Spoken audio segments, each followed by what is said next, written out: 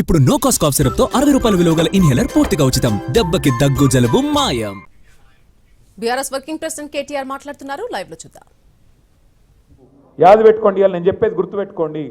ఎట్లా కటింగ్ పెట్టాలని చూస్తున్నాడు ఆయన. ఏ స్కీములో ఎట్లా కటింగ్ పెట్టాలి, ఎట్లా కోసేయాలి అన్నది తప్ప పేదల కడుపు నింపాలన్న ఆలోచన కానీ సోయి కానీ ఆయనకు లేదు. లగచర్ల కావచ్చు, హకీంపేట తాండా కావచ్చు, లేదా ఆ ప్రాంతంలో దుద్యాలలో ఎంత అలజడి, ఇంటింటికి పోయి మా ఆడబిడ్డల్ని ఎట్లా సతాయించిండ్రు, ఆడపిల్లలను కూడా చూడకుండా ఎంత అవమానించిండ్రు దయచేసి మర్చిపోవద్దు. వాళ్ళకు జరిగిన అవమానం వాళ్ళకే జరగలే. మీ కొడంగల్ నియోజకవర్గంలోని మన తెలంగాణ రాష్ట్రంలోని ప్రతి ఆడబిడ్డను వాళ్ళు అవమానించినట్టే తప్ప ఇంకోటి కానే కాదు. ఈ ఎలక్షన్తోని, ఈ వచ్చే పంచాయతీ ఎలక్షన్తోనో లేదా అక్కడ చేసే జెడ్పీటీసీ ఎంపీటీసీ ఎలక్షన్తోనో మీకు ఒక మంచి అవకాశం ఇది. కాంగ్రెస్ వాళ్ళు తొవ్వకు రావాలంటే, కాంగ్రెస్ వాళ్ళ కుక్కతోక వంకర అనే బుద్ధి మారాలంటే వాళ్ళకి ఇప్పుడే మోక మీద దొరుకుతారు. ఇప్పుడు తప్పించుకున్నట్టు ఇంకా 3 ఏళ్ళు మళ్ళీ దొరకరాలు. ఇప్పుడు గట్టిగా గుద్దితే ప్రతి మండలం, బొమ్మరాజపేట కావచ్చు, కోస్గి కావచ్చు, దౌలతాబాద్ కావచ్చు, దుద్యాల కావచ్చు, కొడంగల్ కావచ్చు, మద్దూరు కావచ్చు, మీరిగిన గట్టిగా గుద్దితే సౌండ్ ఢిల్లీలో వస్తుంది. ఇక్కడ స్విచ్ చేస్తే, ఇక్కడ కొడంగల్లో మీరు స్విచ్ చేస్తే లైట్ రాహుల్ గాంధీ ఇంట్లో వెలుగుతుంది. అర్థమైందా? ఇక్కడ బంద్ అయితే అక్కడ బంద్ అవుతుంది, ఇక్కడ లైట్ బంద్ అయితే అక్కడ బంద్ అవుతుంది. అడగరా ఏం రాబాయి, నువ్వు సొంత కాన్స్టిట్యున్సీలనే గెలిచేటట్లేవు, నువ్వు రాష్ట్రం ఏం గెలుస్తావు, ఏం నడుపుతావు, ఇక పైసలు మాదేస్తున్నావు కానీ మిగతా ఏం లేవు, ప్రజలలో మొత్తం కథం అయిపోయినావు అని చెప్పి వాళ్ళే బంద్ పెట్టే కథ వస్తుంది. దయచేసి మిమ్మల్ని కోరేది ఒకటే, ఈ బాకీ కార్డు ఇంటింటికి తీసుకుపోండి, ఇంటింటికి పోవాలా. అదే మీ అస్త్రం. మీరు వేరే పాంప్లెట్ కొట్టే అక్కర్లేదు, వేరే ఇంకోటి ఏం చెప్పే అక్కర్లేదు. కాంగ్రెస్ వల్ల మోసమే మీ అస్త్రం అవుతుంది. యాద పెట్టుకోండి.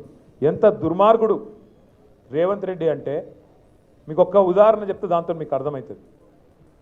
ఆయనకి ఏమున్నదంటే ఎంతసేపు ఈ 5 ఏళ్లలో పైసలు ఎట్లా సంపాదించాలి, తిరుపతి రెడ్డి లేకపోతే ఆయన కుటుంబం అంతా పంచిచ్చిండు మంచిగా. కలెక్టరేట్లను కూడా పంచిచ్చిండు.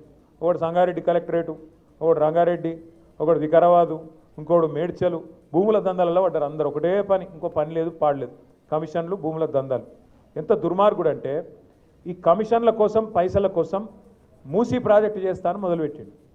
మూసీ ప్రాజెక్టు 1,50,000 కోట్లు, 1,50,000 కోట్ల రూపాయలతోని మూసీ ప్రాజెక్టు చేస్తాను మొదలుపెట్టిండు. మొదలు పెడితే మొత్తం వాళ్ళందరూ ఇల్లు కూడా కొడతాను మొదలైండు. ఇక 16,000 ఇండ్లు ఉండే పేదవాళ్ళకి బుల్డోజర్లు పంపి వాటి మీద పెయింటింగ్ లేసులు మొదలుపెట్టారు. వాళ్ళంతా లైన్ కట్టి మన తెలంగాణ భవన్కు, మన పార్టీ ఆఫీస్కి వచ్చి, అన్న మీరే మమ్మల్ని కాపాడాలంటే మేమందరం పోయినాం, చూసి ఏం చెప్పినామంటే రేవంత్ రెడ్డికి, కేసీఆర్ ప్రభుత్వం ఉన్నప్పుడు 16,000 కోట్లల్లో మూసీ ప్రాజెక్టు చేస్తామని చెప్పి మొత్తం రిపోర్ట్ తయారు చేసినాము. నీకు 10 రెట్లు ఎట్లా పెంచినావు రేటు? 16,000 కోట్లలో అయిపోయేదానికి 1,50,000 కోట్లు ఎందుకు అవుతుంది నీదు? వీళ్ళందరూ ఇల్లు కూలగొట్టే అవసరం ఏమున్నది? పక్కకు బందోబస్తుగా గోడ కట్టి వాళ్ళని బచాయించి యువతలకెళ్ళి చేయొచ్చు ప్రాజెక్టు. అట్లనే మేము తయారు చేసినాం, నువ్వు కూడా అట్లే చేయి, తక్కువ ఖర్చులా అయిపోతుంది. నీ దగ్గర పైసలు లేవు అంటున్నావు, ఏది అడిగినా కూడా పైసలు లేవు, ఏది అడిగినా కూడా నాకు అప్పు పుడతలేదు అంటున్నావు. కాబట్టి మరి తక్కువలో చేసే అవకాశం ఉంటే ఎందుకు వేస్తున్నావు అని చెప్పి లొల్లి పెట్టినాం. లొల్లి పెడితే కొన్ని రోజులు బంద్ పెట్టినట్టు పెట్టిండు. ఎంత కిరాతకుడు అంటే ఇవాళ ఏం చేసిండు ఎరికేనా? ఎప్పుడన్నా వాన పడితే ఇట్లనే 1908లో, ఈరోజు కాదు, 1908 అంటే 117 ఏళ్ళ కిందట హైదరాబాద్కు వరదలు వచ్చినాయి మూసీలో. అప్పుడు నిజాం ఉండే. నిజాం ఏం చేసిండు, మళ్ళీ ఎప్పుడు ఇట్లా రావద్దు హైదరాబాద్కు వరదలు అని చెప్పి ఆ మూసీ మీద 2 చెరువులు కట్టిండు పెద్దవి. గండిపేట అంటాం చూడు మనం, ఉస్మాన్ సాగర్, హిమాయత్ సాగర్, ఆ 2 చెరువులు కట్టిండు. ఎందుకు కట్టిండు? అవి బ్యాలెన్సింగ్ రిజర్వాయర్లు అంటారు వాటిని. పైకి వెళ్ళి వరద వచ్చినా అందులో ఆపుకొని, నీళ్ళు ఆపుకొని కిందికి మెల్లమెల్లగా ఇడ్చుకుంటూ పోతే కిందికి సిటీ మునగదు. అంటే ఏం చేయాలి? వాతావరణ శాఖ కూడా చెప్తాడు, వచ్చే వారం పెద్ద వర్షం, రేపు ఎల్లుండి పెద్ద వర్షం పడేటట్టు ఉంది అని చెప్తారు. చెప్తే ఏం చేయాలి గవర్నమెంటు? ముందు ఆ చెరువు మొత్తం ఖాళీ చేయాలి, సగమన్నా ఖాళీ చేయాలి. దబ్బన వర్షం పడితే కూడా పైకి వెళ్ళి నీళ్ళు వస్తే కూడా సిటీ మునిగిపోకుండా, కింద పేదోళ్ళకి ఇబ్బంది కాకుండా ఆ చెరువుల నీళ్ళు ఆపుకుంటాం. ఒక్కొక్క